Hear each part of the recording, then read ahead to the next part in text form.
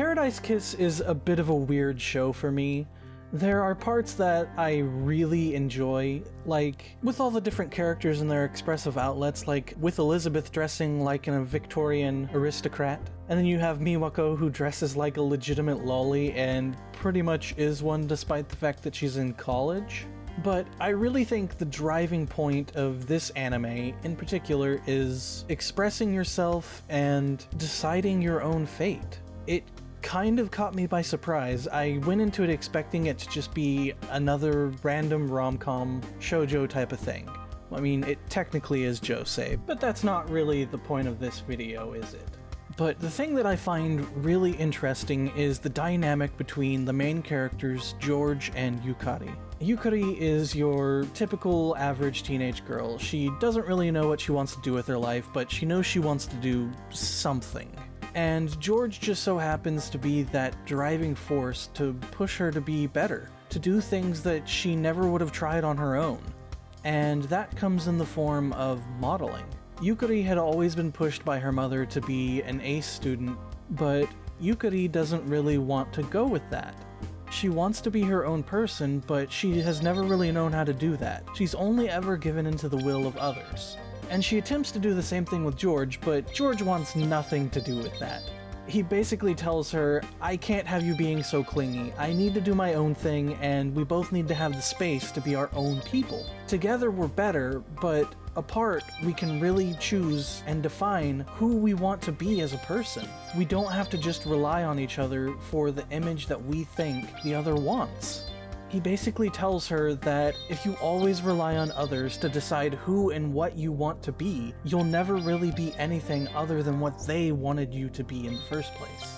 You end up becoming a kind of image to that person, and it's not healthy. You have to find the reasons that you want to exist, the reasons that give you meaning, the reasons that push you to be a better person, with or without them. And I'm not gonna lie, George kind of is an asshole at times, there's no denying that. But he really does make a good point. Yukari has basically been just a mirror image of what her mother wanted, the true dream life that her mother wished that she herself could have had. And that is even further reflected in George's mother, who has a similar idea of what she wants George to be, or what she expects George to become. And also within herself of what she wished she could have been if George didn't exist.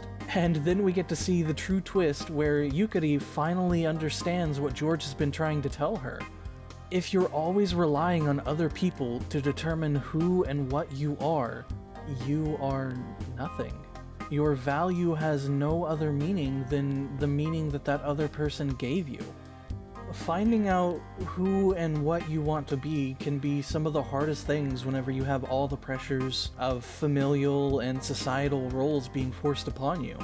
It's really hard to decide who you want to be without taking into consideration what others want you to be. It can become almost suffocating trying to be something you're not whenever that's what other people expect you to be. I myself kind of struggled with that in high school. Everyone expected me to be the ace student, top of the class, just like Yukari. But I decided that's not really who I wanted to be.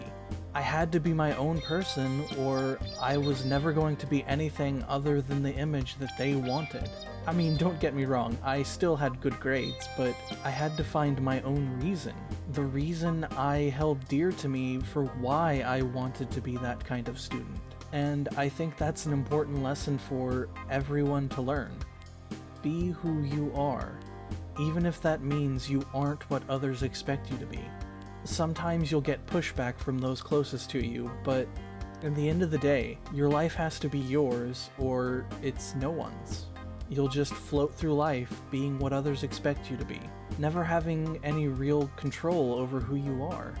And I think that's one of the saddest things you can be.